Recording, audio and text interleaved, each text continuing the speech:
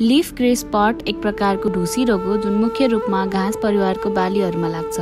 आउनुहोस् बुझौँ यो मकैमा कसरी लाग्छ र यसको नियन्त्रणको लागि के गर्नुपर्छ। लिफ ग्रे स्पट मकैको पातमा लागेर यसको उब्जनीमा असर गर्ने प्रमुख रोगमध्ये एक मानिन्छ।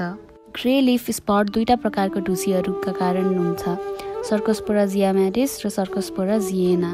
यस रोगका कारण मकैको पातमा खैरो दाग, पहिलो डिस्कलरेसन र पात सुकेर झर्ने जस्ता लक्षणहरू देखिन्छ। यसको विशेष चिन्ह भनेको पातमा देखिने खैरोदेखि खरानी रङका मरेका भागहरू नेक्रोटिक लेसन्स हुन् जुन पातको रेखासँग सिधा हुने गर्छ। सर्कोस्पोरा ढुसी माटोको माथिल्लो भागमा रहेर पुरानो बोटहरूको टुक्राहरूमा बाँच्छ र त्यसैबाट कोर्नेलिया नामक सानो स्पोर्सहरूद्वारा नयाँ मकैको बिरुवाहरूमा सङ्क्रमण गर्छ। यस ढुसीले मकैमा खाना बनाउने प्रक्रियामा असर पारी उत्पादन घटाउने काम गर्छ। सर्कोस्पोरा फैलिने अनुकूल वातावरण भनेको तातो, भिजेको र आर्द्र भएको मौसम हो। तर कम हावा आउने, घाम नपर्ने, धेरै बोट एकै ठाउँमा रोपिएको, माटोमा पोषणको कमी र असन्तुलित सिँचाइका कारणले पनि यो रोग फैलिन मद्दत गर्छ। अब आउनुहोस् बुझौँ यसको नियन्त्रणको लागि के कस्ता उपायहरू हामीले अपनाउन सक्छौँ।